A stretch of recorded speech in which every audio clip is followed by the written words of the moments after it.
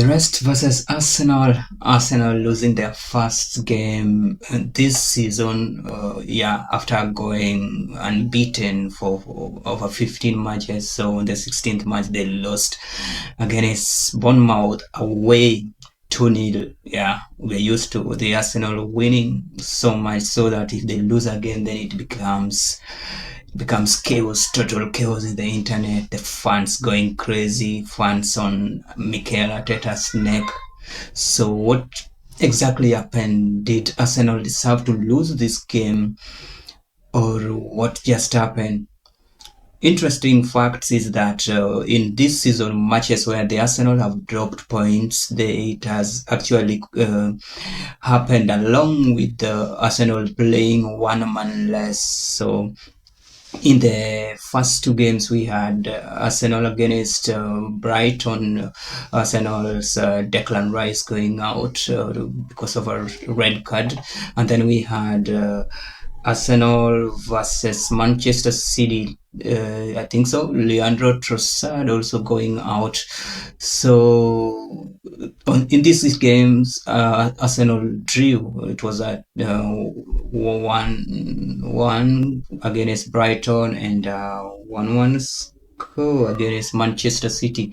So yesterday, the Gunners, again, because of William Saliba's red card, the Arsenal lost the game 2-0. Interesting because the last two games Arsenals have always managed to protect a point or at least avoid a defeat. So against Andoni Ariol's side, it was not the case, and the Arsenal fans are complaining about Mikel Arteta's approach to the game. They say that Mikel ought to have been more attack-minded, by this they mean Ethan Nwaeri ought to have started. Fair enough to say that, but I think this game was not lost because of Mikel Arteta's fielding or the starting lineup that started the game. I think the red card cost the Arsenal.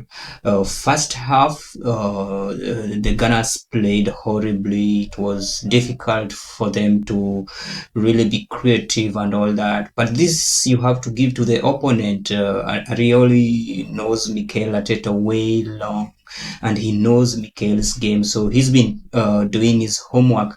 So also you have to admit that the Arsenal were playing away. It's not always easy playing away regardless of the opponent. So the Bournemouth gave their fair of a battle, really frustrating the Arsenal. They couldn't let them settle and all that. So I give it to the opponent that they were strong, and that's why the Arsenal found it hard to play fluidly the way they used to. And on the 38th minute, when Saliba had this reckless last man challenge, I think Bournemouth were actually headed for a goal over there, so that's why Saliba had to go. So I don't think it was a referee's error like in the last two games where Arsenal had a red card scenario. So this was different because for me I felt that it was a genuine red card. But then this is the reason why Arsenal lost the game. It's not because of Mikel's fielding. Yeah, against City they were protecting a lead, and so you expected Mikel to really fight back and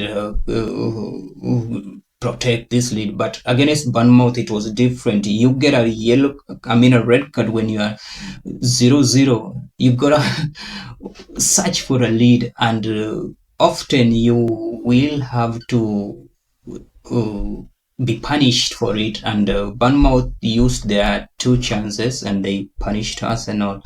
So the point I want to make is that Arsenal fans have really uh, overestimated the current side so much so that points dropped or games not won are as good as the end of the trophy challenge. And this is just the first game that Arsenal are losing. So there are more games that the Gunners may lose. They may lose two, three more games, yeah. And I don't even also think that Manchester City will play the entire season without losing a game or dropping points. They have already dropped points through draws, and a loss will be coming, one or two or even three losses in the season, because they're not as strong as they were before. So Arsenal have lost their first game. Fans are angry. Fans are calling for Mikel's head.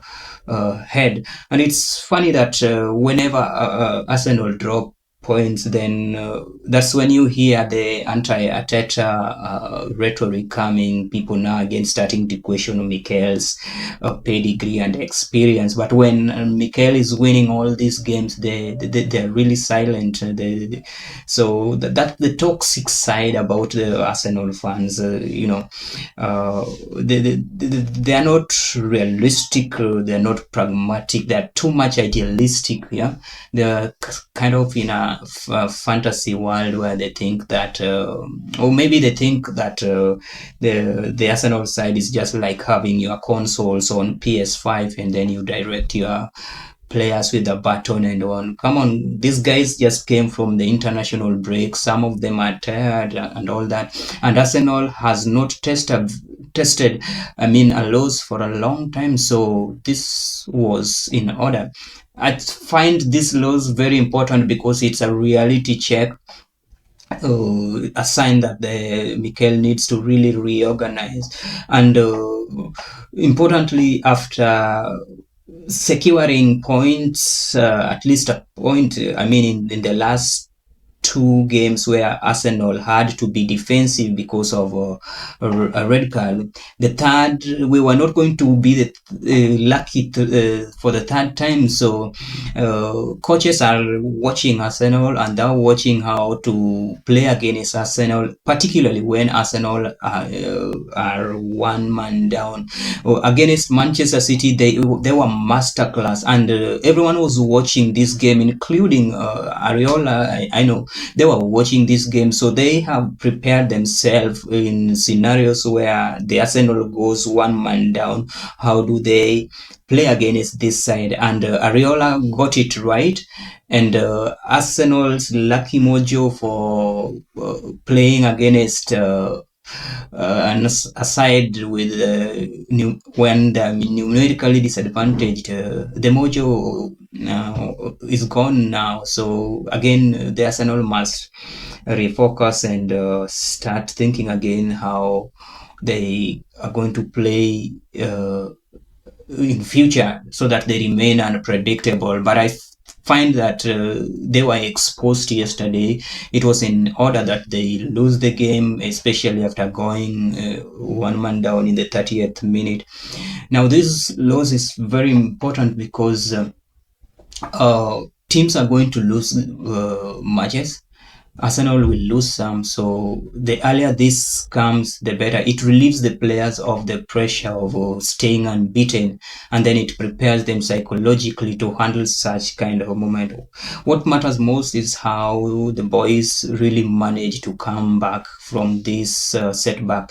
Remember, Arsenal are having 7 out of their 10 games playing away, so that's really crazy. So how do the Arsenal come back from such experience? How do you come back away with no point and pick up yourself? So for me, what is important is how the Arsenal gather themselves and prepare themselves for the next game.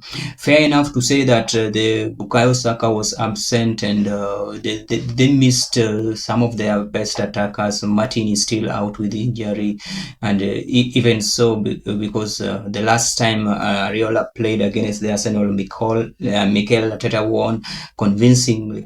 So this was different, and the red card was different. Now it's sad that the Arsenal will miss Saliba against a very important fixture at Anfield, again away. So this away to Anfield was an important game that Saliba ought to have been there, but there's still enough players, especially defensive-minded players in the centre back, to be used. So that really doesn't stress me as an Arsenal fan a lot.